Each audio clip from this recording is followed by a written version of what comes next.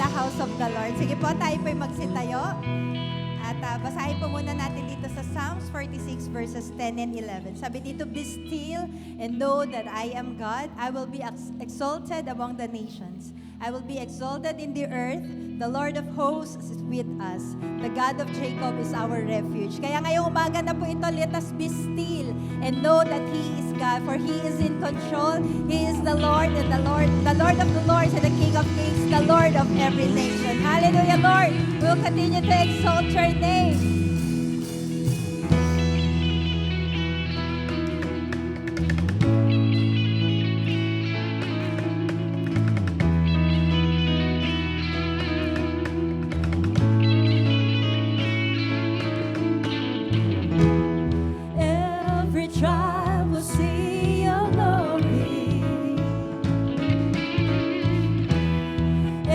Every nation bow before you.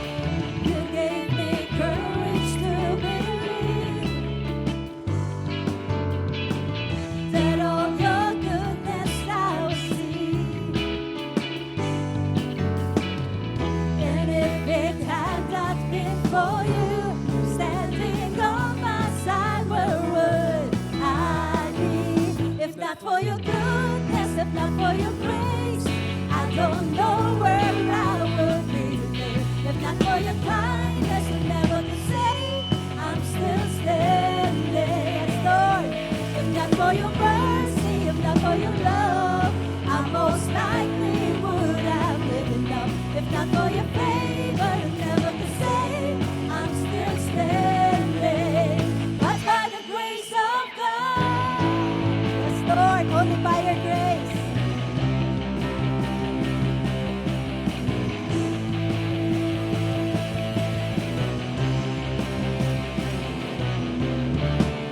to you I lift my offering and set my heart on higher things. For if it had not been for you standing on my side, where would I be? If not for your goodness, if not for your grace, I don't know where I would be today. If not for your kindness, I never could say I'm still standing. If not for your mercy, if not for your love, I most likely would have given up. If not for your favor, I never could say I'm still standing. But by the grace of God,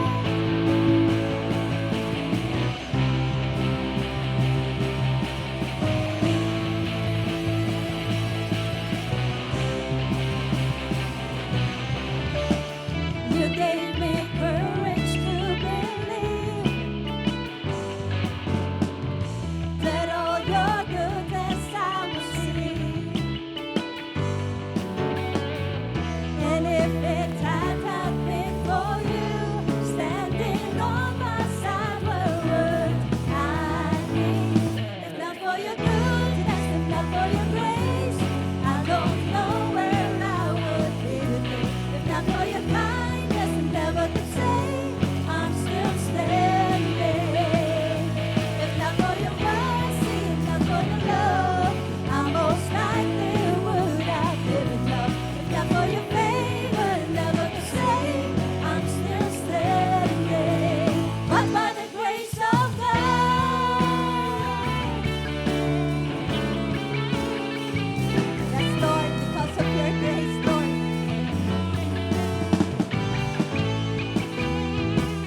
on Christ the solid rock I stand, all other ground is sinking sand. On Christ the solid rock I stand, but by the grace of God. On Christ the solid rock I stand, all other ground is sinking sand. On Christ the solid rock I stand, but by the grace of God, I'm still standing. I'm still standing. I'm still standing. But by the grace of God, I'm still standing. I'm still standing. I'm still standing. But by the grace of God, if not for your goodness, if not for your grace, I don't know where I would be today. If not for your kindness, I never could say I'm still standing. If not for your mercy, if not for your love, I most likely would have given up. If not for your favor, I never could say I'm still standing.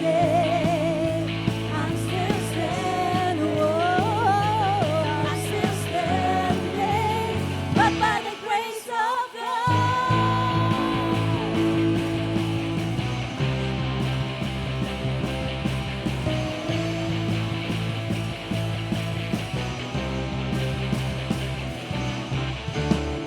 Yes, Lord. Hallelujah, Lord. Celebrate your goodness. Truly, Lord, that we will be able to taste and see that the Lord is good. Can we sing it again? If not for your goodness. If not for your goodness, if not for your grace, I don't know where I would be today. If not for your kindness, I never could say I'm still standing.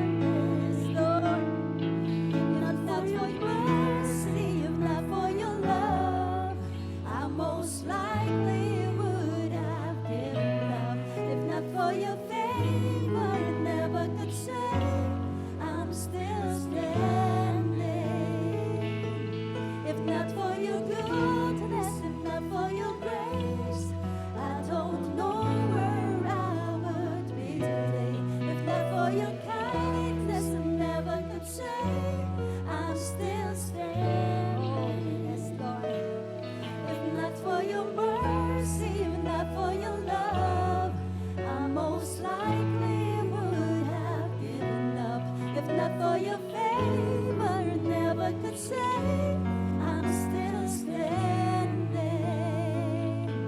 I'm still standing. Oh, I'm still standing. I'm still standing. I'm still standing.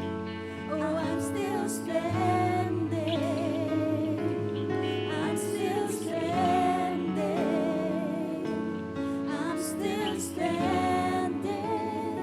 But by the grace of God. Yes, Lord. It's only by your grace, by your mercy, by your kindness and goodness in our lives, Lord, that we are able to stand, oh God. And thank you, Lord, that you are our solid ground. You are our solid rock, our firm foundation.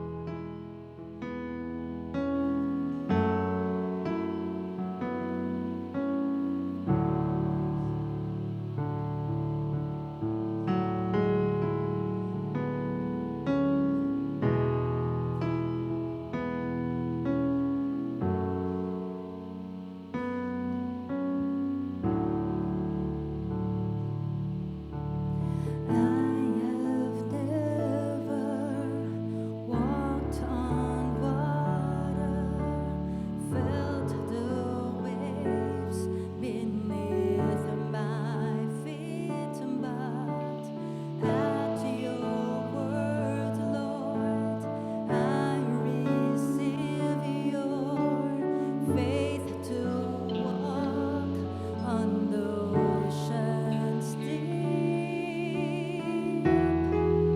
And I remember how you found me in the very same place. All my failings surely would have drowned me. Still you made a way. You are my freedom. Jesus, you're the reason I'm kneeling again at your throne. Where would I be without you here in my life?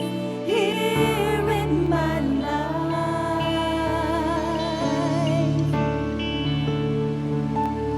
I have never walked on water, felt the waves beneath my feet, but at your word, Lord, I receive your faith to walk on the ocean's deep. And I remember how you found me in the very same place. All my failings surely would have drowned me. Still you made a way. You are my freedom. Jesus, you're the reason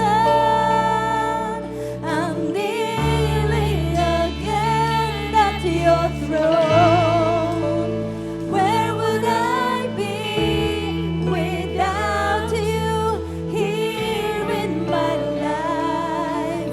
Here in my life. You are my freedom. Jesus, you're the reason I'm kneeling again at your throne.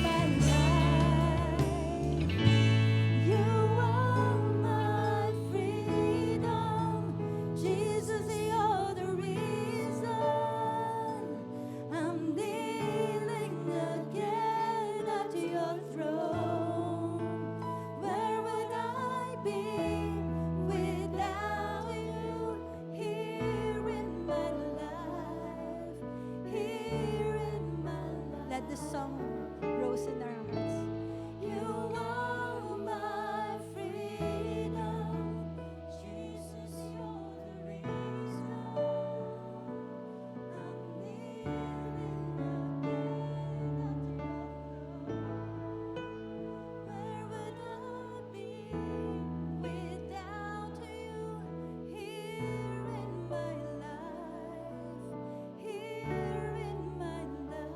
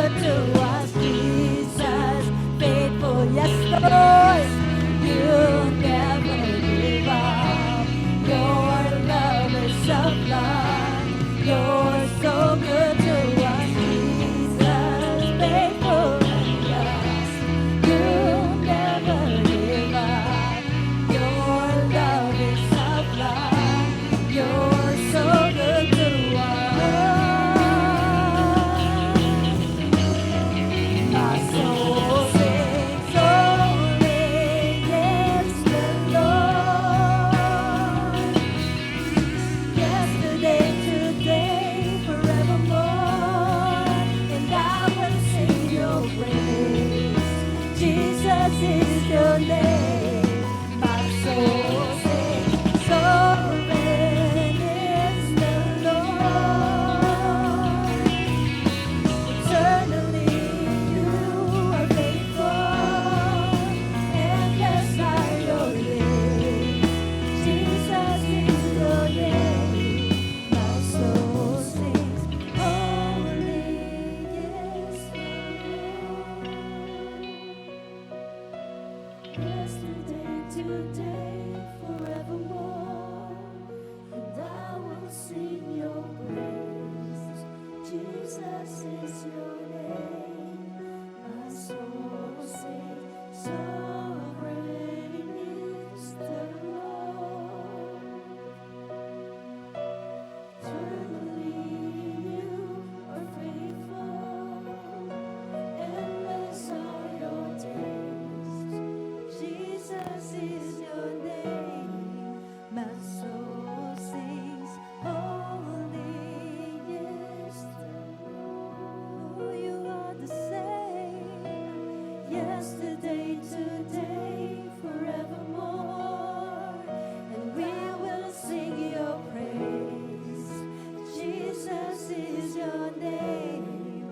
Our soul sings, sovereign is the Lord.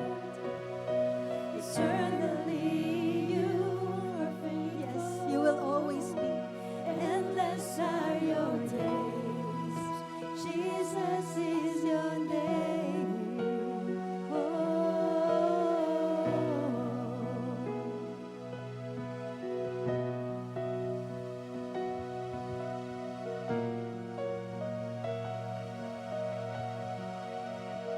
Bagay po tayo.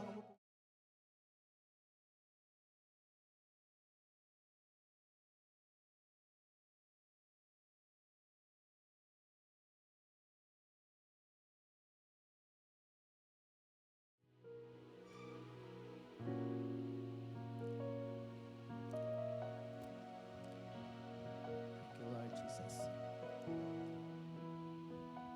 Basahin ko po sa 1 Corinthians chapter 11, verses 23 sa Tagalog. Ito ang katuroang tinanggap ko sa Panginoon at ibinigay ko naman sa inyo nung gabing siya'y pinagkalulo.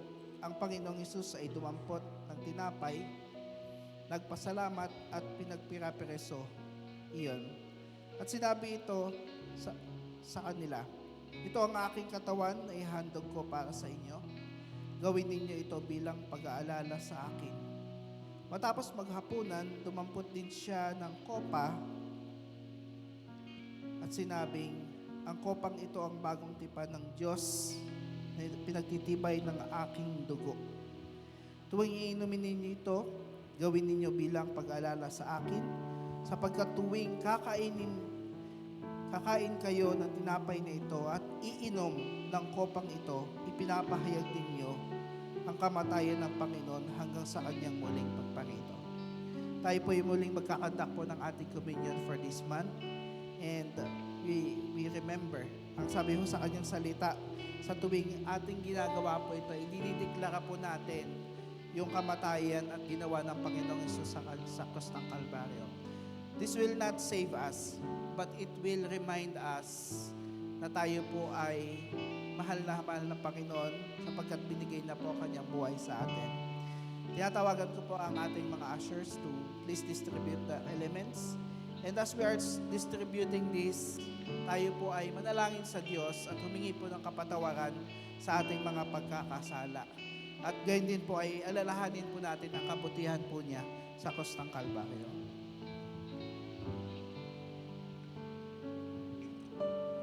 Light of the world, you stepped down into darkness.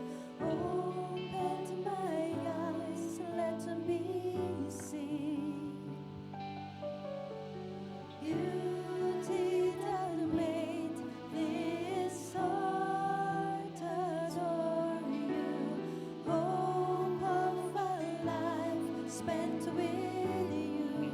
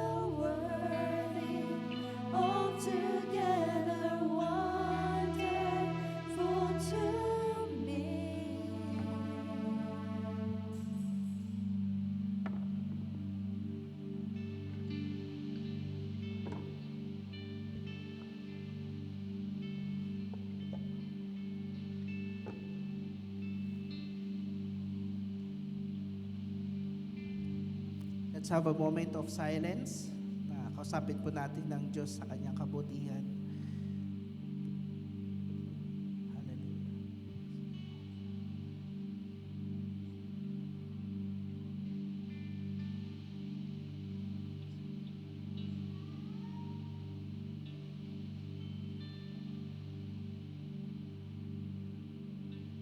Panginoon, naririto po kami sa inyong harapan at nagpapakumbaba po, Lord, sa harapan po ninyo, Lord. At inaamin po namin, O Diyos, na kami po ay makasalanan, Panginoon. But we also recognize your goodness to us. Maraming salamat, Lord, sa inyong katawan na nabayubay sa krus. Maraming salamat, Panginoon, sa inyong dugo na dumanak, Lord, upang kami po ay linisin. At tulad sabi sa inyong salita, Panginoon, ay mag-confirm, Lord, a new covenant. Bagong usapan, Panginoon. Lord, na kami po, Panginoon, ay inyong iniligtas. And we are saved through grace, Father God. Maraming salamat, Panginoong Hesus, dahil hindi po kayo nagdalawang isip na bumaba dito sa lupa upang kami po ay bigyan ng buhay, kami po ay bigyan ng pag-asa, Panginoon. Maraming salamat, Lord, dahil ipinapakita niyo po ang pagmamahal niyo po sa amin. Atin pong itaas yung ating mga tinapay, simbolo po ng katawan ni Kristo. Sabay-sabay po natin kainin. Ngayon din po ang ating juice. Sabay-sabay po natin inumin, simbolo po ng dugo ni Kristo.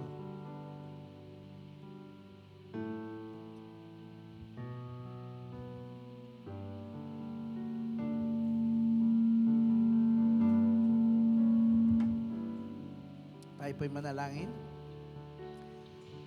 Panginoon, maraming salamat, O Diyos, sa inyong biyaya.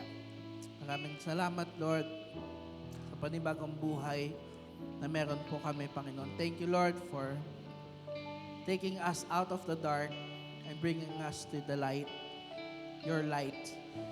You are the light of the world. Kaya, Panginoon, nagagalak po kami sa bawat isa na naririto. Hayaan niyo, Lord, na ang fellowship na ito, yung aming pong ginawang communion ay magsilbing paalala sa amin, Panginoon. At isa puso po namin, Lord, na kami po ay iniligtas niyo na sa krus ng Kalbaryo, sa bingit ng kamatayan, sa kasalanan, Panginoon. Kaya maraming salamat, Lord. We will celebrate your goodness for this day and for the rest of our lives. Thank you, God. In Jesus' name we pray. Amen and amen. Palakpakan po natin ang Panginoon.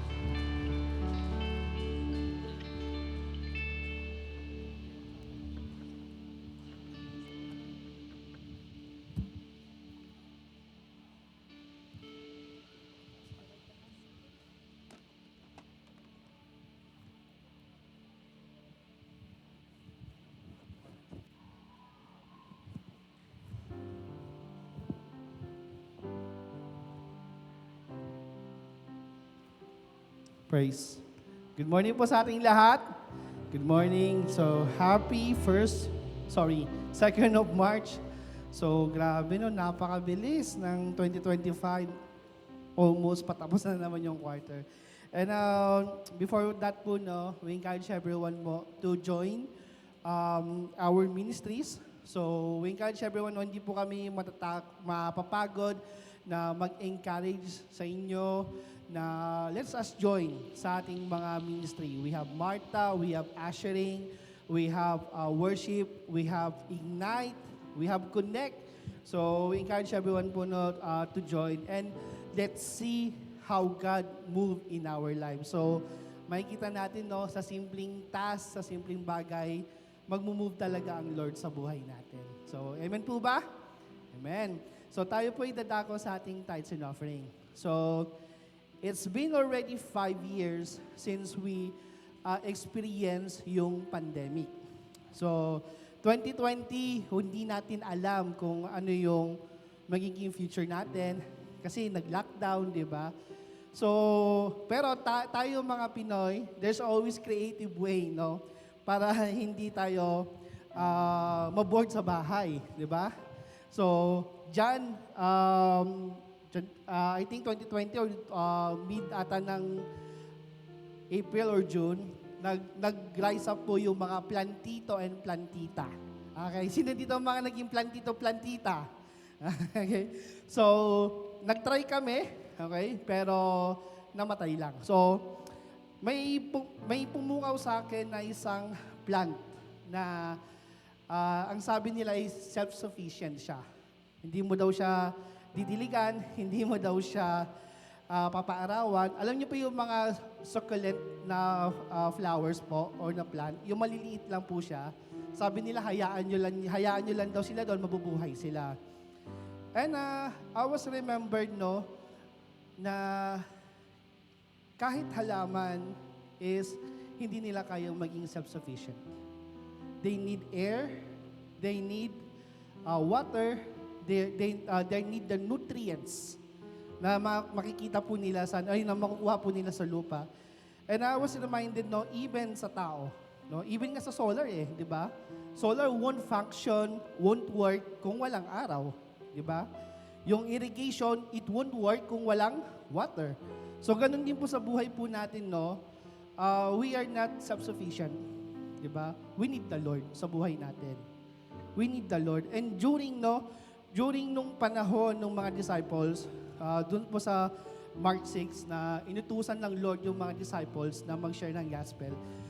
Sabi doon, take nothing with you. Kung ano lang yung dala nyo. Kung patuloyin nila kayo, pasok kayo, di ba? So, anong ibig sabihin nun, So, what I'm trying to explain po, na yung dependency natin is from the Lord. Hindi tayo magiging self-sufficient. The grace ng Lord, yun talagang, yung mercy niya talaga.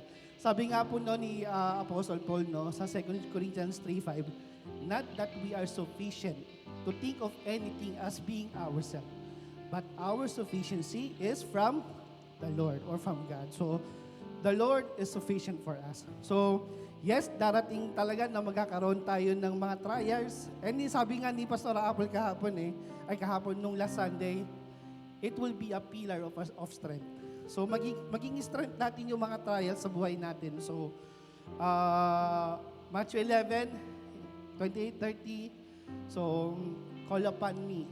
Diba? Call upon me. Tawag ka sa akin. Tawag ka sa akin. Take my yoke. So, meron man tayong pinagdadaanan ngayon. Bawat isa sa atin may pinagdadaanan ngayon. But the Lord is our rock and our fortress. So, paghawakan natin yung mga kapatid. Amen po ba? Amen. Napakabuti po ng Panginoon sa bawat buhay natin. So, let's give our tithes and offering.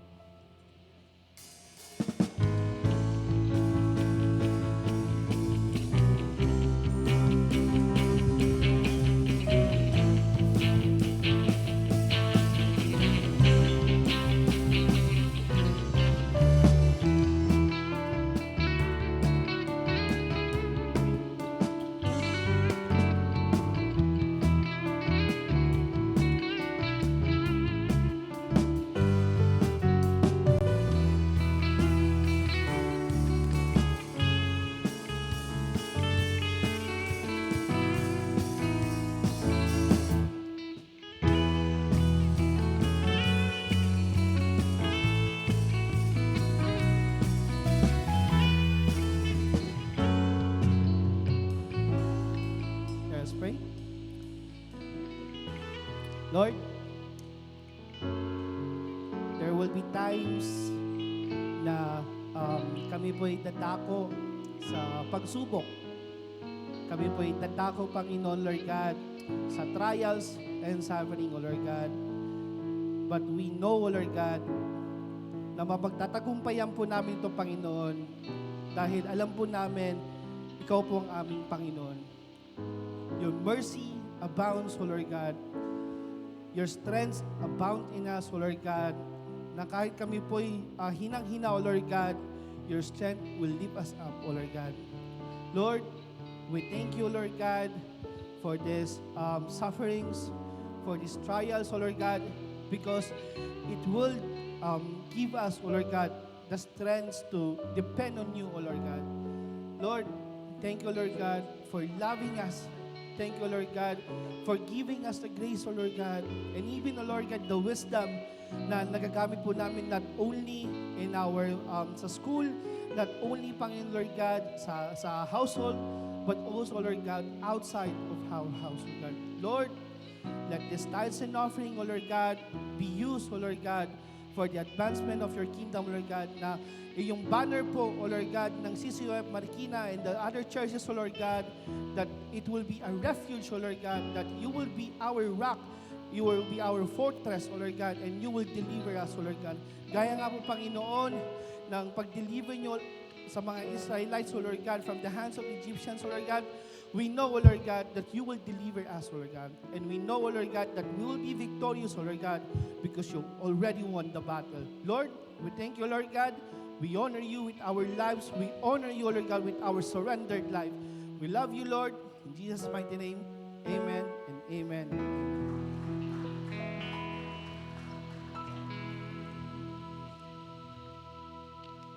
Morning po sa bawat isa. Magandang umaga. Can you turn to your neighbor and say, good morning kapatid. It's nice to see you. Ayan.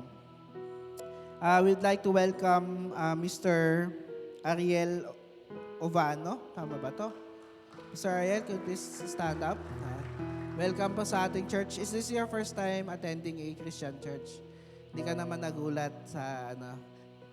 Pero praise God that you're here. We're happy to see you here. Ano? And palakpakan din natin yung ating praise and worship team. Thank you for your lives. And ganda din yung ating mga ministries, no? Talagang nagpapatuloy po sa ating pagsaserve sa Panginoon. And today, we'd like to begin a new series sa ating pong simbahan. Every month we have a new series, and ito po ay nanggagaling po sa kataas-taasan po leadership po natin, and kaya po nakasync ang ating series doon sa ating CCOF Pasig and dito po sa ating CCOF Marikina. That's why today po last week po ay nag-celebrate po tayo ng 13th year anniversary. Grabe, 13 years na yung ating mother church, yung ating CCOF Pasig. Tulad nga po sinabi ni Pastor Rene, it's not only a celebration of CCOF Pasig. Kasi kung wala po ang CCOF Pasig, basically wala rin po ang CCOF Marikina kasi tayo po yung anak, we're the daughter church. And we celebrated, pumunta po tayo doon at everybody's welcome. Nag-present po yung mga tao. Dapat may presentation nga ngayon eh. Pero next week po, wag po kayo mag-absent because may mapapanood po tayong magandang presentation magmula po sa ilan sa ating mga workers. So I remember during those time, naalala ko po bigla, kasi nung nandun po kami last week, sabi ko, syempre, alam niyo naman po yung aking ministry, which is doon sa pagpipicture, sa pag-video. Sabi ko, I will do my best doon sa ating CCOF celebration. And nung nagsalita ako doon, nung nag-speak ako saglit, I remembered how good God is. Kasi alam niyo po, nag-start po kami sa CCOF. Paano ba kami napadpad sa CCOF? Kasi galing ho kami sa ibang mga churches eh. From church po namin sa Word International Pasig. After 13 years, after 10 years, 11 years yata, So, the Lord has, brought us somewhere else. Nag-church po kami sa CCF, nag-church po kami sa Binangonan. Nako, napakalayo ng Binangonan. Bumabiyahe pa kami kasi nandun po yung mga kakilala naming mga pastors. We tried to attend doon po sa malapit. Sabi ko, there was this one time na Sunday na, sabi ko, Paul, maghahapon na wala pa tayong ma-attendan.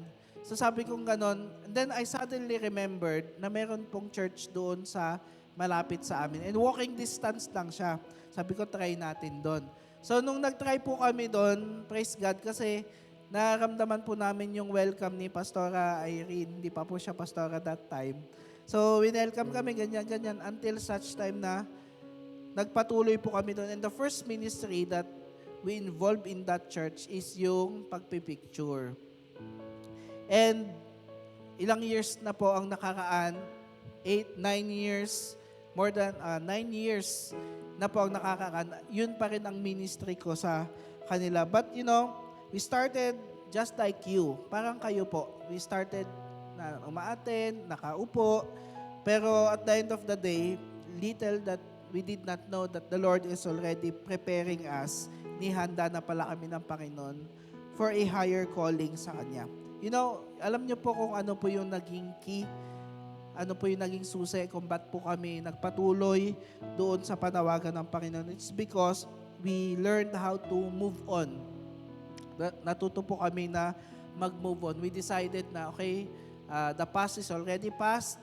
What happened from the past is not that good, pero we have to move on kung saan man kami dadalhin ng Panginoon. And so, what happened was that, alam niyo yun, hindi namin inakala, hindi namin napansin na sobrang pagkilos na pala ng Panginoon sa amin during that time. Now, it is important for each and every one of us to learn how to move on. Sino ho dito ang may hindi magandang past? Ayan, hindi magandang past, mga naranasan, mga, no, experience natin sa buhay. But we have to learn how to move on. Paano ho tayo uusad? Because we don't want to stay there forever. Ayaw po natin magstay sa isang sitwasyon na parang ang tagal ko nang paikot-ikot sa problemang ito, ang tagal-tagal ko nang iniinda yung problemang ito.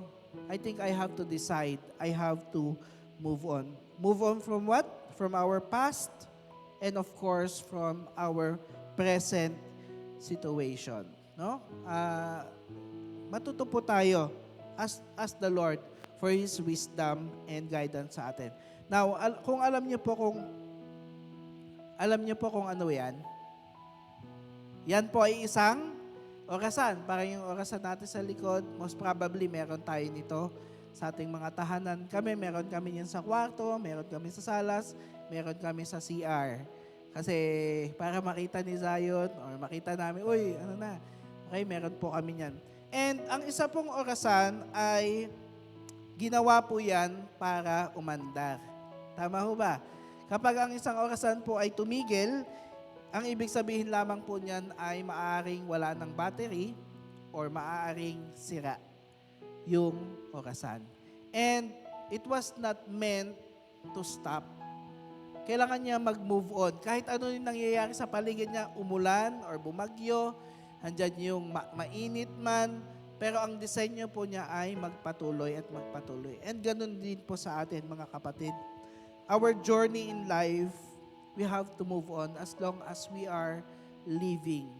Habang tayo po ay nabubuhay, the Lord designed us to go on. No?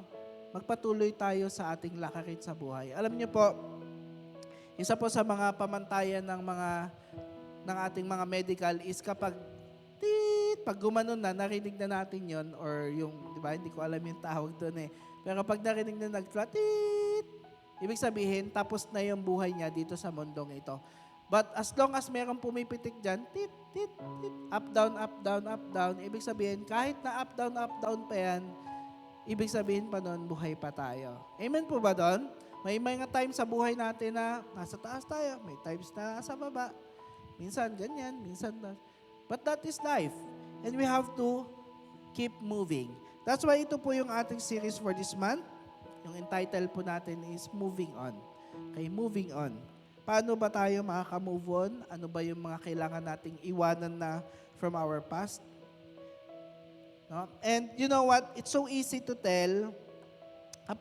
Napakabilis magkwento or alalahanin yung mga past at saka present na sitwasyon natin. But when it comes to telling what will happen next, sino dito ang nakakaalam ano yung mangyayari bukas? Wala. Sino dito makakapagsabi ano yung nangyayari kahapon? Di ba? Mabilis natin masabi, ay kahapon nag-training kami, music training kami, nag-sit work kami, ay kahapon pumasok ako sa trabaho. Alam niyo, mabilis natin ikwento. But when it comes to tomorrow at saka future, medyo mahirap po siyang hulaan. No, hindi po tayo manghuhula because we do not know what will happen in the future. But we have to, of course, trust the Lord that we are in good hands. No? This is the reason why the Lord, nung kanya po sinabi sa kanyang mga disipulo na, okay, ako ay mamamatay, akit ako sa langit, at ipapadala ko or bababa ang banal na Espiritu sa inyo para ito ay maging gabay ninyo. He will be a comforter, He will be a helper. At kung kayo po yung disipulo ni Cristo at narinig nyo na, wait lang, sinabi na ni Jesus, aalis siya akit sa langit, papadala niya dito yung Holy Spirit. So ibig sabihin po, nito kapatid, God did not left us. No, ipinadala niya ang kanyang banal na Espiritu para tayo po ay i-lead. No? Kaya hindi po tayo mangangamba, ano kayo mangyayari sa akin? No? Whatever it is, kung ano man yung kakaharapin natin mga kapatid, sa ating buhay personal, sa ating buhay spiritual, sa ating isip, sa ating trabaho, kung ano man yan sa ating pamilya, please do know that the Holy Spirit is with us to guide us sa ating buhay. And one of the good things that I'd like to share to you, na gusto ko pong itanim po natin sa ating mga puso, is that whatever the journey will be in our lives, lagi pong victorious as long as we are in Jesus. Laging panalo. Pastor, parang hindi naman panalo yung pinagdadaanan ko. Ang dami kong kailangang bayaran eh. Alam niyo po, as long as we are holding on unto Jesus and asking wisdom from Him, tayo po ay makakalagpas. Kasi wala akong anak ng Diyos na talunan. Amen po ba doon? Pastor, mukhang matatalo na ako. Hindi yan, kapatid. As long as we are in Jesus and we are guided by the Holy Spirit, yung end point po natin will always be victorious. No? So we have to continue our journey. We have to move forward. We have to move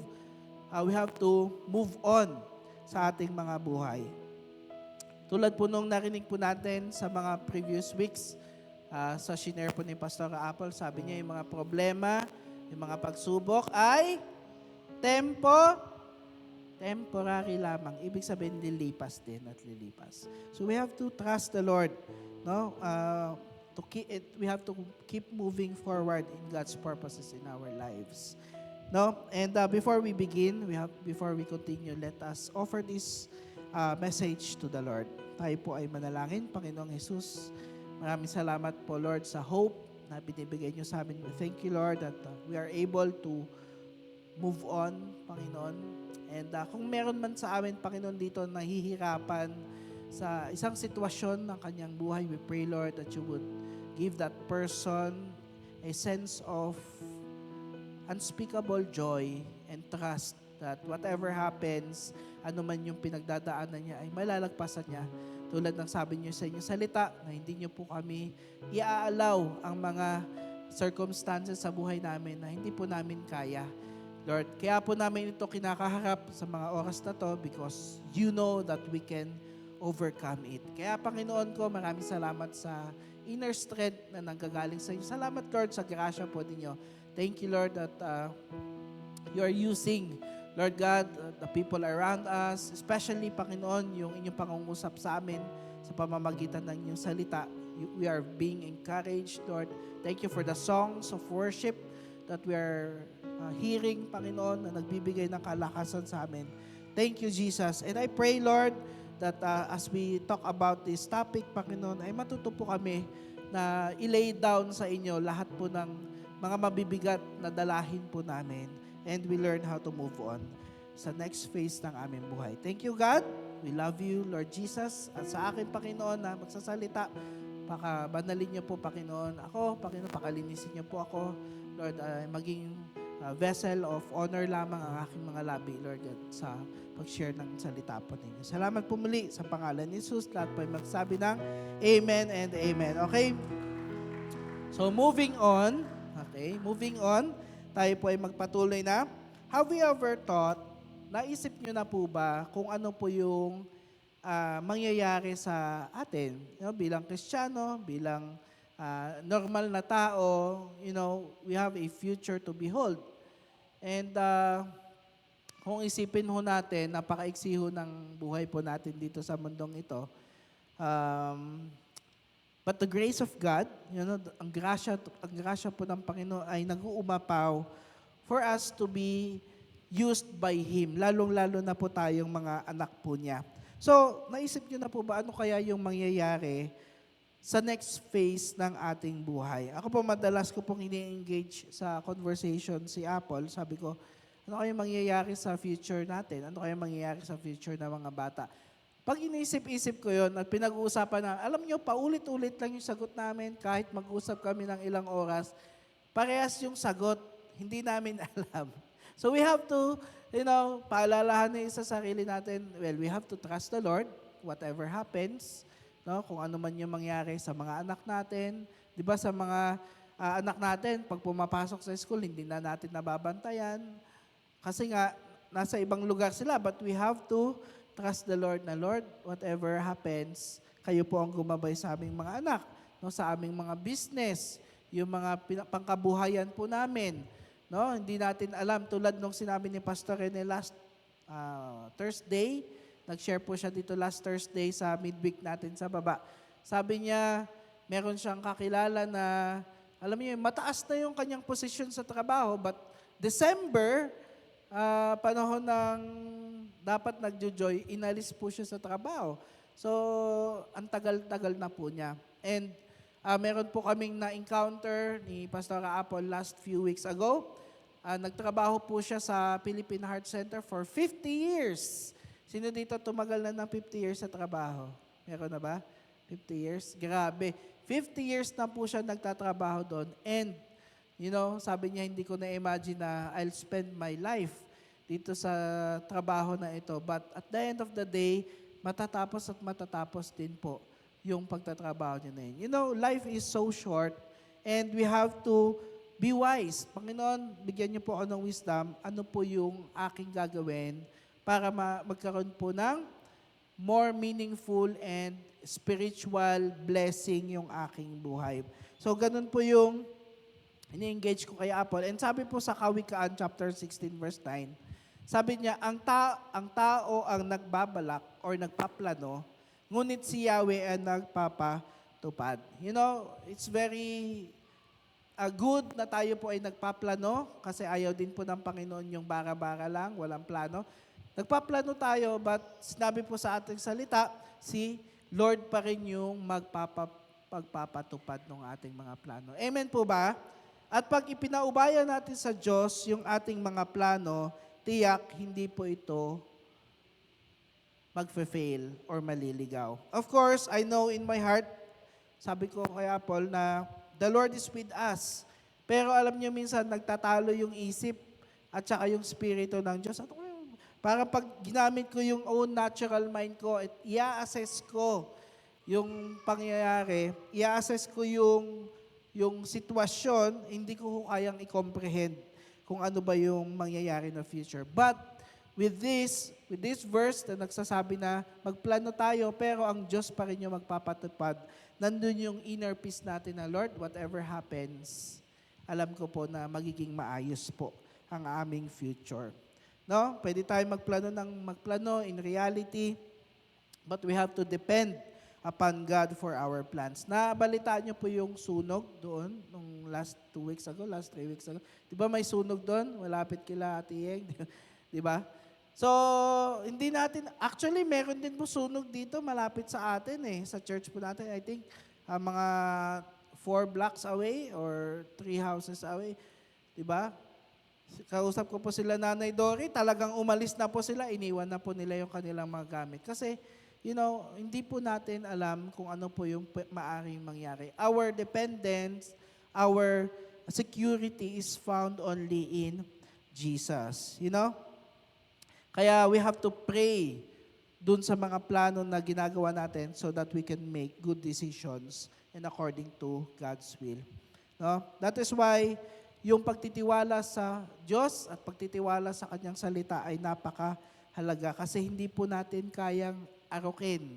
Hindi natin kayang isipin kung ano yung nasa isip ng Diyos. No? Tignan po natin sa Isaiah chapter 55 verse 9, sabi, kung paanong ang langit ay mas mataas kaysa lupa, ang aking kaparaanan ay higit kaysa sa inyong kaparaanan. So iba ho mag-isip ang Diyos po natin at iba din po tayo mag-isip. God can make miracles, God can make everything, but Alam nyo, sabi niya, ang kaparaanan ko ay hindi nyo kaparaanan. So, ibig sabihin, mga kapatid, whatever, kasi mayroon tayo minsan expectation versus reality, but at the end of the day, we have to, Lord, ano ba yung will mo sa aking buhay? No, ano ba yung ninanais mo sa aking buhay? And we need this, mga kapatid, yung assurance na maganda po yung kalagayan natin to step forward. Gusto po natin yan in order for us to move on in our lives. You know, our thinking is limited, pero hindi po ganun ang Panginoon natin. God is limitless. God is unlimited. No? Siya po yung Alpha and Omega. He knows the beginning and the end. He is the beginning and the end. Alam po niya yung mangyayari sa atin. So, kung alam natin kung sino yung Diyos na sinasamba natin, ano pa po yung pangangambahan po natin sa ating buhay. Amen? So, are you thankful to the Lord sa mga answered prayers? Amen? How about, are you thankful to the Lord for the unanswered prayers? Yes. Kasi minsan may mga panalangin tayo na hindi sinasagot ng Diyos at dapat din tayo magpasalamat doon. Alam niyo po ba kung bakit? Kasi minsan may mga panalangin tayo na hindi natin alam makakasama pala sa atin. No? There was this one time, nung namatay yung aking tatay sa Angeles, Pampanga, November 1, that was November 1, 1997. No? And namatay po siya, pumunta kami sa ospital, sinakay namin siya sa jeep, tapos diniklara po siya na DOA, or dead on arrival. Ibig sabihin, patay na siya nung dumating sa hospital. And I was crying. Siyempre, bata, di ba, 9 years old, ano ba naman yung alam, iniwa ka na ng tatay mo. Nagiwalay, wala pa yung nanay ko, tatay ko lang. Siyempre, umiyak ako, tas, Lord, sabi ko, Lord, ako na lang yung kunin mo. Huwag na yung tatay ko, huwag na yung papa ko. Di ba? So, may prayer, Lord, ako na lang, huwag na yung... paano kaya kung sinagot ng Panginoon yung panalangin ko? Wala si Apple ngayon dito, wala yung mga anak namin, wala ako dito na nag-share sa inyo. You know, sometimes, may mga bagay, may mga panalangin tayong hindi sinasagot ng Diyos, pero dapat pala tayo magpasalamat kasi He knows what's best for us. Amen po ba doon, mga kapatid? So, hindi porket hindi sinagot ng Diyos, hindi na makakabuti sa atin. You know, sometimes the Lord would just love. Alam niyo yung mga anak natin, minsan may mga healing sila sa atin na minsan parang alam mo na hindi makakabuti sa kanila. So, bakit mo sasagutin? Bakit mo ibibigay? Diba? So, for us, we have to, number 1, trust the Lord sa ating future. No? We have to move on with faith in our hearts na, Lord, kung ano man po yung mangyayari sa akin, I know, as long as nakatingin ako sa iyo, matatapos at matatapos ko yung aking journey. See, we have to move on, but we have to fix our eyes on Jesus. Let's read in Hebrew chapter 12, verse 2. Sabi dito, ituon natin ang ating paningin kay Jesus. Sa Kanya nakasalalay ang ating pananampalataya. Mula simula hanggang katapusan. So as long as we are fixing our eyes on Jesus, yung faith po natin ay hindi po maliligaw. No? Sabi diyan, siya po ang tatapos, siya po ang yung pananampalataya natin, simula hanggang katapusan, as long as we focus on Him, hindi po tayo maliligaw. So, this is something na kapag tayo po ay nag-move on, Lord, I know that itong decision ko na to, Panginoon, iniaalay ko po sa iyo, Lord. Ito po yung aking desire ng aking puso. Kung hindi po ito yung will ninyo, Lord, alisin nyo na po. So, ganun po yung nangyari sa ating CCOF Church when Pastor Rene started CCOF sa Pasig. Alam niyo po, ang lagi ko naririnig sa kwento niya, kaunti lang po sila. Kapag nag-worship, kompleto banda sila, si Pastor Rene nasa baba. Kapag time na ng message, akyat na siya, tapos bababa na yung mga praise and worship. Ganun lang po sila kakonti. Sila lang, but praise God, nakita naman natin yung growth ng ating churches. So, Pastor, bakit po inaalaw ng Lord yung mga trials and testing sa buhay ko? Kung gusto niya po na matapos ko yung akin. Alam niyo po, part po ng buhay po natin yung trials. Yung mga pinagdadaanan po natin, yung mga circumstances po natin yan, kasama po yan. Although we cannot control yung ating circumstances or yung pangyayari sa ating buhay, we have the control to cling and depend upon the rock of our salvation. Tama po ba yun? Hindi natin makokontrol yung mga circumstances sa buhay natin. Hindi natin makokontrol yung bagyo, hindi natin makokontrol yung unos. Ano lang yung makokontrol natin? Yung ating mga puso, yung ating mga sarili. Lord, I will trust in you. I will depend on you as our rock of my salvation. So wag niyo pong isipin na gusto ng Panginoon or masaya siya na nagdadaan yung kanyang creations tayo sa difficulties and suffering. Mayroon nung ganun connotation di ba? Nung tayo po ay bata pa siguro, nataniman tayo or naririnig natin. Yan, kasi, kaya ka nagsasuffer kasi parusa yan ng Diyos sa'yo. Yung mga ganung hindi po. Actually, some of the things that we experience is caused by the consequence of sin sa atin. So, hindi will ng Panginoon. Ba't kayo ba, gagawa ba kayo ng isang bagay, tapos, ito gagawa ko, tapos sisirain ko din to. Ito gagawin ko to, tapos wawasakin ko rin to. Hindi po, di ba? The will of the Lord for us is para tayo po ay maging mapabuti. And yung mga na-experiences po natin, gusto po ng Panginoon na iyon po ay mapagtagumpayan po natin. So, someday, when we come to Him, pagdating po ng tamang panahon, pag tayo po'y darating na at pupunta na tayo sa Kanya, wala na po yung mga pains, wala na po yung mga hurts. No? Gusto niyo po ba yon? Pagdating sa langit, gusto niyo po ba mapunta na sa langit? Gusto niyo? Ngayon na. Pero dadating po yung time, mga kapatid, na lahat po ng ating nararamdaman na sufferings na caused by the consequences of sin will be wiped away and we will live happily ever after. Sa piling po ng ating Panginoon. Although yung term na yun, ginagamit sa fairy tale, but the truth is, we will live really happily ever after, forever sa langit pagkasama na kay Kristo. So yun po yung tinitignan natin na, okay Lord, yung pinagdadaanan ko ngayon, it's only temporary, matatapos at matatapos din. Pagdating sa langit, I know that everything will be okay. No? So, habang nandito pa tayo sa lupa, huwag muna tayong pumunta sa langit. God still has a purpose for our lives and we need to keep going. We need to keep on moving. Katulad doon ng isang clock. Hindi tayo pwedeng tumigil kasi pag tumigil tayo, masisira or sira na po tayo.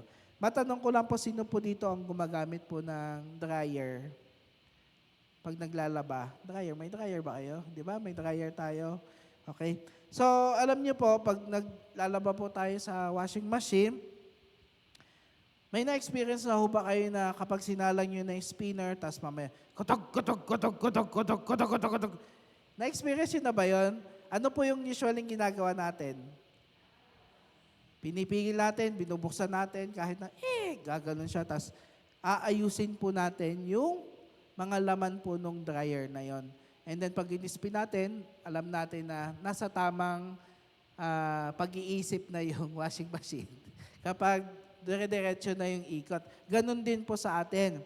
May mga times, mga kapatid, na gumaganon-ganon yung buhay po natin kasi hindi balance. Maaring masyadong mabigat yung parte. Kumbaga mayroong hindi tama. Kaya ang ginagawa po ng Panginoon, He's trying to fix us para maging smooth yung ating lakarin sa buhay. So, wag po kayong mag-alala kasi ang Panginoon po, aayusin niya po yung mga bagay sa ating mga buhay para ma-fulfill po natin or maayos po natin yung lakarin po natin sa buhay na ito. And God is so good because He intervenes. Alam niyo, ang Panginoon natin, He intervenes when things are not doing well sa atin. Talagang pinapakita po ng Panginoon na He cares for us. Okay?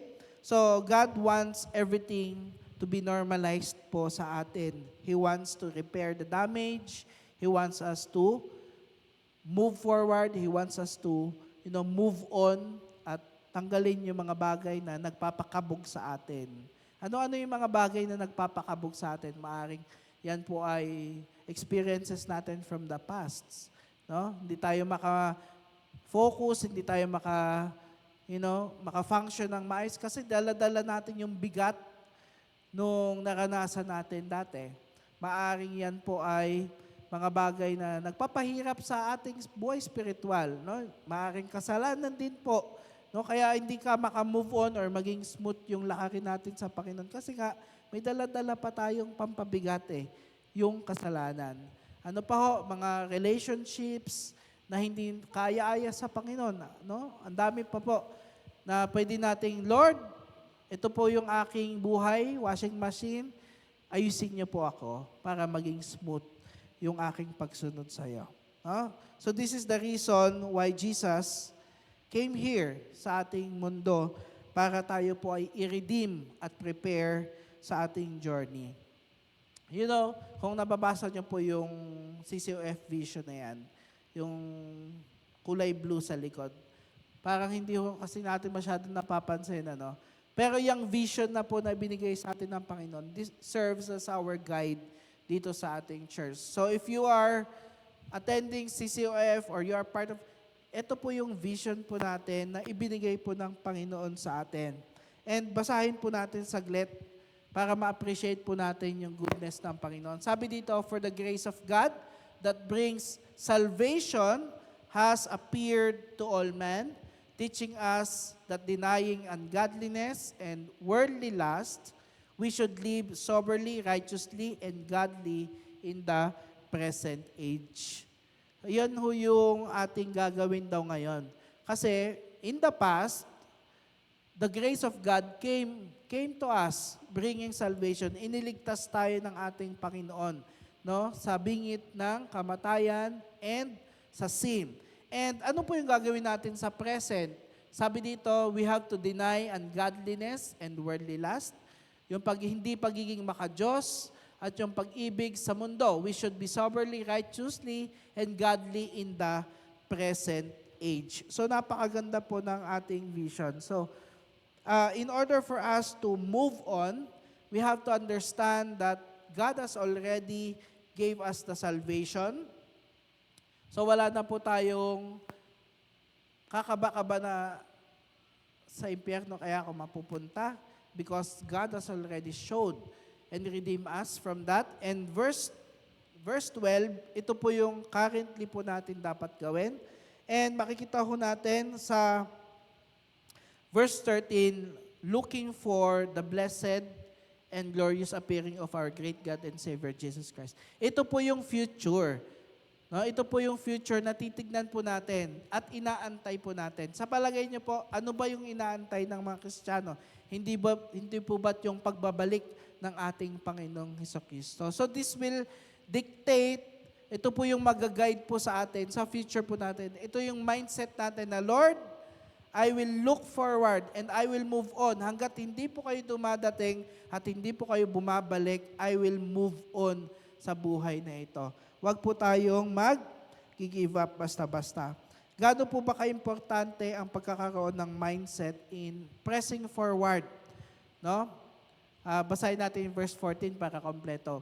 13, looking for the blessed hope and glorious appearing of our great God and Savior Jesus Christ, who gave Himself for us that He might redeem us from every lawless deed, lahat ng gawaing hindi maganda, and purify Himself for His own special people, zealous for good works. So, dito po sa CCOF, yan po yung desire po ng Panginoon sa atin, maging maligtas po ang tayo, mga Kristiyano, maligtas po, At pangalawa po, mabuhay po ng according to God's will and waiting for the appearance of our Lord Jesus Christ. And ano pa po? Para tayo po ay maging zealous in doing good works. No, yan po ang direction po ng Panginoon sa atin. So if we know that, alam natin, kasi mahirap po mabuhay sa mundong ito nang walang direction. Tama po ba? Hindi mo alam saan ka pupunta. Magmo-move on ka, tapos mamaya, ano ba? Diba? So we have to know our purpose in the Lord. Kaya sabi niya dyan, we have to be zealous in good works, and of course, as we are waiting for the appearance of our Lord Jesus Christ. No? So, alam po ng Panginoon, mga kapatid, yung ating sitwasyon, and the Lord is reminding us through that. So, ganun po yung nangyari sa ating Panginoong Hesus. Alam niyo po ba yan that meron siyang vision, ang Panginoong Hesus. Hindi siya tumigil. Nung mga panahon na siya ay kinukutya, no? Nung panahon na siya ay dinadaw ng mga tao, hindi po siya tumigil. Why? Because he had a vision. Meron po siyang vision, and he looked beyond the circumstances. Kaya po, nagawa niya pa rin pong mag-move on sa kanyang buhay. Kahit na ang daming problema, ang daming mga, bumabati ko sa kanya mga Pharisees and Sadducees, hindi niya po inantala yon. He still move on, and even to the point of death. Kahit po nung siya po ay crucify, no? Alam niyo po, may choice si Jesus di ba? May choice siya, binibigyan siya ng choice para matigil na yung kanyang pagkukrucify sa kanya at hindi na tumuloy, but he managed, no? He moved on because he has the vision. In Hebrews chapter 12 verse 2, balikan po natin. Let's read the whole verse. Ituon natin ang ating paningin kay Jesus. Sa kanya nakasalalay ang ating pananampalataya simula hanggang katapusan. Dahil sa kagalakang, ito yung vision niya, dahil sa kagalakang naghintay sa kanya, hindi niya inilintana ang kahihiyan ng pagkamatay sa krus. At siya ngayon ay nakaupo sa kanang trono ng Diyos. You see, he did not stop. Nung siya po ay nasasaktan na, he did not stop. Why? He moved on, and meron po siyang vision na, wait lang, kailangan kong gawin to kasi para ma-save yung humanity, para makaupo ako sa trono ng Diyos. Kita, siya ngayon nakaupo sa trono ng Diyos. And he overcome the sin and death na patuloy po na kumukuha sa atin. So he is able to save us. So we have also to look beyond our circumstances. Kailangan din po matuto din po tayong tumingin doon sa future po, doon po sa pupuntahan po natin in order for us to move on. No? Ano ho ba yung mga bagay, mga kapatid, na kailangan po nating iwanan na? Ano na po ba yung mga bagay na kailangan na nating isurrender na sa Panginoon? Ano na yung mga bagay na nagpipigil sa atin to move on in our lives? Because like Jesus, marami din siyang circumstance pumipigil sa kanya, but he did not falter. Hindi po siya tumigil doon, but nagpatuloy po siya. Kaya tayo po, God is encouraging us na never give up. Pakisabi sa katabi mo, don't give up. Just move up. Yan. Keep moving forward, mga kapatid. And we have to hold on to the promises of God. We can learn from the experiences of the Israelites, tulad nung nabanggit ni Kuya Icha kanina, naalala ko lang, So, yung mga Israelites po, bago po sila naging nation, dinala po muna sila ng Panginoon doon sa Egypt. And dumami po sila ng dumami doon, kasi matututo po tayo dito sa kwento nila, hanggang sa yung mga Israelite Egyptian ruler, nakita nila, masyado nang dumadami itong mga Israelites na ito, baka ma-overpower tayo. So gawin natin silang mga alipin. So the Israelites became slaves for about 400 years. Grabe, ang tagal na. So, but the Lord promised Abraham na dadalhin po nung descendants niya, dadalhin po sa promised land that the Lord is giving them. And from that on, marami po ang naging great leaders ng mga Israelites. Nandiyan sila Moses, no, na inilabas ang Israelites sa Egypt patungo dun sa Promised Land. Alam niyo po ba kung saan yung Promised Land ng Israel? Alam niyo po ba? Andun sa mapa, tignan niyo sa Google. Kung nasaan yung Israel ngayon, yun yung Promised Land na binigay sa kanila ng Panginoon. So from Egypt, dinala po sila ng Panginoon doon sa Promised Land. And si Moses, nilabas sila doon. Si Joshua, no, ginamit po ni God si Joshua para paalisin yung mga nakatira doon. No? May mga nakatira doon, may mga kalaban po doon. They battle together. Pero yung mga Israelites, kahit na nakapasok na sila, nag-chill-chill sila, nag-petiks-petiks sila until such time na sila po ay hindi po nila completely na wipe out yung land na linis. Ano? So, David, ganun din po, nilid hanggang sa nilid po ng Panginoon si David. Dito ho natin makikita na God honors His promise. Amen po ba? Ang Panginoon po ay sumasagot or tumutugon sa kanyang mga promise. Katulad po ng mga Israelites. Ganun din po sa atin. Yung promise po ng Panginoon sa atin ay tutuparin po niya as long as we move forward, we move on in His will for our lives. Meron po ba kayo, mga kapatid, na mga promises ng Panginoon? Or meron ba kayong tinitignan na, Lord, ito po yung, or hindi nyo pa alam kung ano yung promise ng Panginoon sa inyo?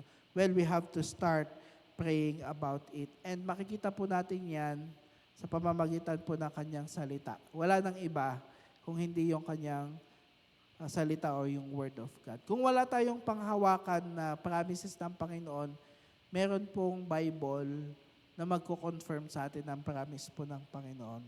And we need this. We need to have a vision para maglakad po tayo dun sa plano ng Diyos sa atin. And wag po kayo mag-alala because as we move forward, as we move on in our journey, the Holy Spirit will guide us through. Amen po ba doon? So, kapatid, tanong mo sa sarili mo, ilang taon na tayo, di ba? Ilang taon na tayo sa mundong ito? Ilang taon na tayong mananampalataya? Ilang taon na tayong, sa trabaho ninyo? Ilang taon ka na nag-aaral? Iba-iba eh. And you have to ask the Lord, Lord, what's your purpose in my life? Lord, ano ba yung purpose niyo sa aking buhay? So that we know kung ano po yung direction ng pag-move on natin.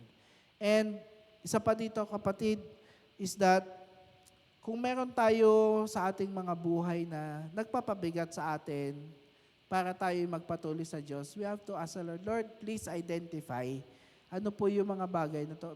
Possible unforgiveness? Meron ba sa ating buhay? Possible na inferiority complex? Masyadong mababa yung, tama ba? Inferiority. Masyadong mababa yung tingin natin sa sarili natin na hindi tayo maka-move on at,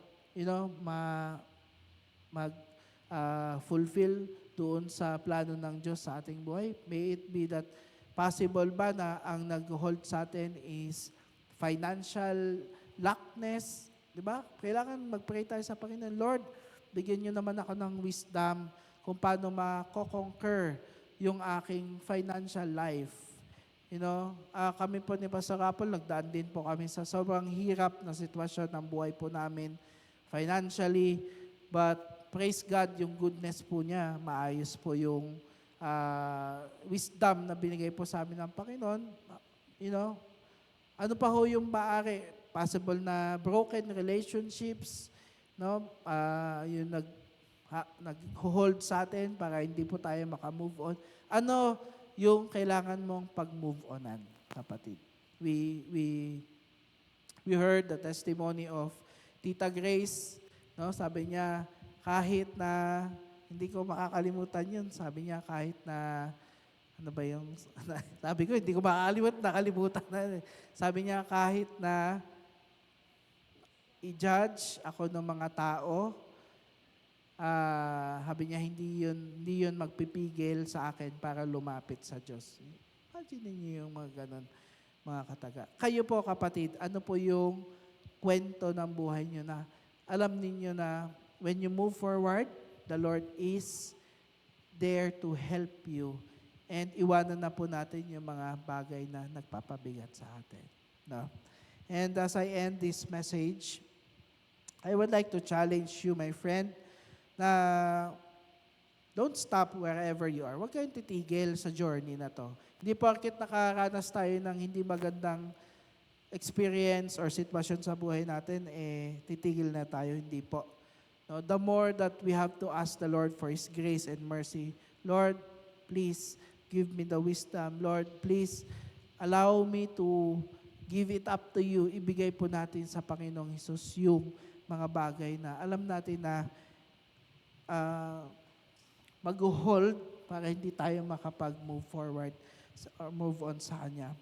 Or maybe, probably you're already here, you're already, given your life to the Lord, pero parang may kulang pa rin. Parang partially, parang kahit na nagsiserve ka na kay God, parang meron pa rin something wrong na, Lord, ano ba yung kulang sa akin?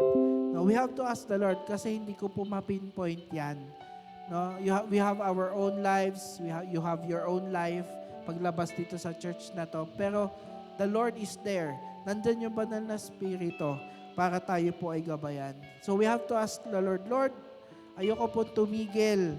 I don't like to stop. I want to follow you all the days of my life. Gusto ko po, Lord, na mag-mature yung relationship ko sa iyo, Panginoon.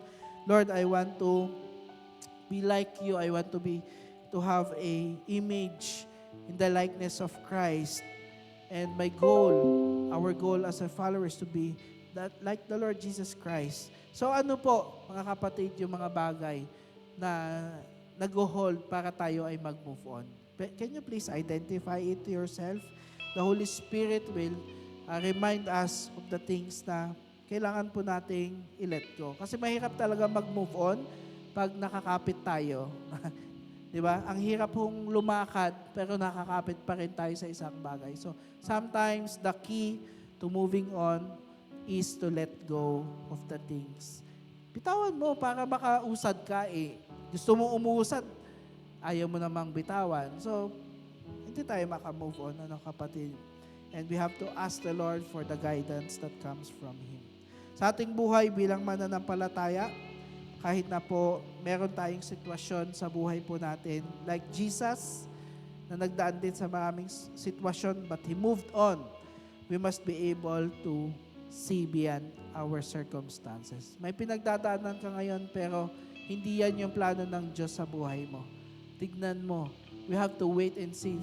Tulad ng nabasa natin, yung pag-iisip natin ay hindi katulad ng pag-iisip ng Diyos.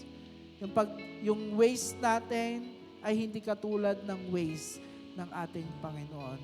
No, yung pamamaraan po niya. So we do not know what God has in store for us, but we have to trust the Lord and step forward.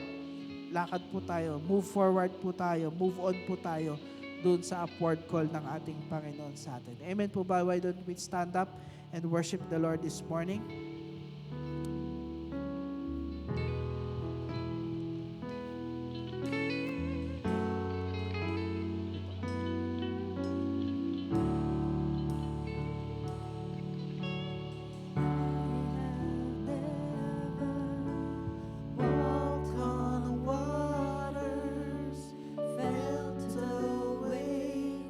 Beneath my feet, but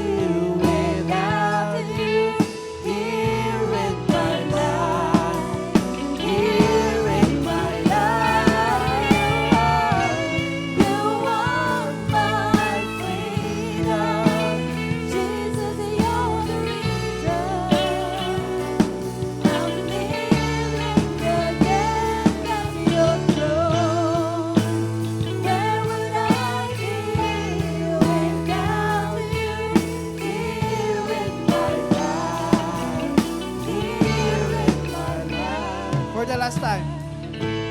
You are my freedom. Jesus, you're the reason I'm kneeling again at your throne. Where would I be without you? Here in my life, here in my life. Let's pray. Lord Jesus, we thank you for the freedom, Lord, that we have. We thank you, Lord, for the freedom that we are able to step forward, to move on, Lord God. And you're giving us that right now, Panginoon, the decision to make, Lord Jesus. To leave the past behind, iwanan na yung mga bagay na yung sarili namin, Panginoon. Iwanan na yung sarili namin na dating kami. And we are now ready, Lord, to move on. Move on with you.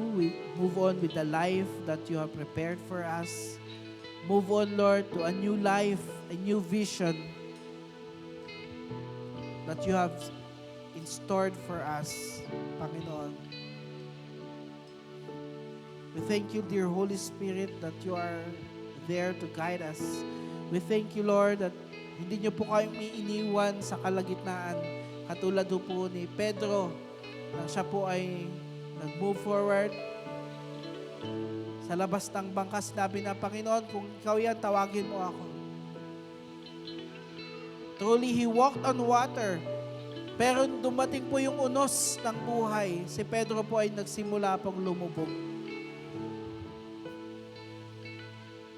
But he asked help from the Lord. Lord, help me! Tulungan niyo po ako.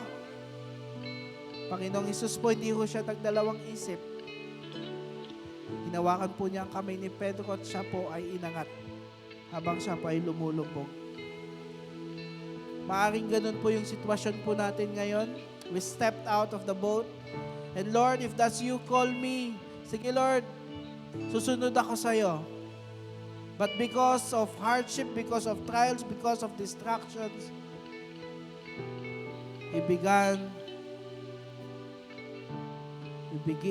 to question and doubt God's calling upon our lives. And Jesus is there.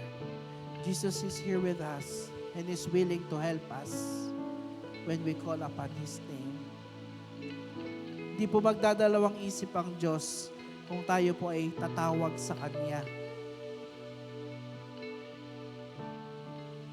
Kahit tayo po ay lumubog na, God is able to save us and redeem us so that we will be able to move again, move forward, move on in our lives.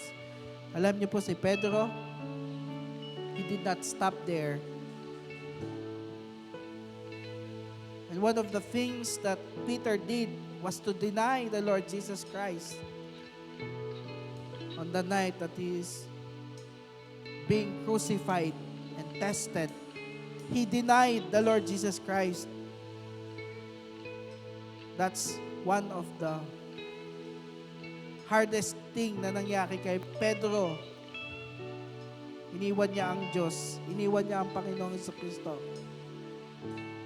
Pero hindi siya iniwan ng Panginoon. Because when Jesus rose up again, nabuhay muli ang Panginoon, He restored Peter. Ganun din po ang gagawin ng Panginoon sa atin, kapatid. Although may times na tayo po ay nagkakamali sa ating mga buhay, sa ating mga personal na buhay, mga decisions natin. Minsan nahuhulog pa tayo sa mga pagkakasala. The Lord Jesus is willing to forgive and strengthen us once more para tayo po ay makamove on sa ating buhay. Kaya ngayong umagang ito, kapatid, ilatag mo sa Diyos iwanan na natin yan sa harapan ng Panginoon. Hallelujah. Panginoon, iniiwan po namin, Lord, yung mga bagay na papabigat sa amin, mga bagay na nagkukos, kaya hindi po kami makausad, Lord Jesus, sa aming buhay. May it be, Lord, in the aspect of relational, financial, social, Panginoon. Lahat, Panginoon, kayo po ang nakakakita at nakakalam ng aming sitwasyon. That's why, Lord, we are letting this go. We are laying it down sa inyo, Panginoon. Kunin niyo na po ito, Panginoon. Nang sa gayon kami po ay makausad na sa aming buhay. Dear Holy Spirit, guide us. Thank you. Convict us kung kinakailangan po so that we will live this life, this journey according to your will. Salamat po muli, Panginoon. Ating itaas pong ating mga kamay, Panginoon. Thank you, Lord God. We receive your blessing. We receive, Lord Jesus, your anointing, Lord God, to go out and preach the gospel to the people who are lost. Panginoon, gamitin niyo po ang aming buhay. Gamitin niyo po ang aming testimonies. Gamitin niyo po, Panginoon, yung buhay na binago po ninyo so that we can influence others, oh God. Ma-influensyahan po namin sila na sila po, Panginoon, ay mahal na mahal po ninyo din, Panginoon. Lord, as we go out this place, Lord God, I speak forth protection, Lord Jesus. I speak forth, Father God, fruitfulness sa lahat po ng aming ginagawa. Maraming salamat po muli, O Diyos. Kayo po ang aming dinadakila at sinasamba sa matamis na pangalan ni Jesus. Lahat po ay magsabi ng Amen and Amen. God bless po sa lahat and see you po next week.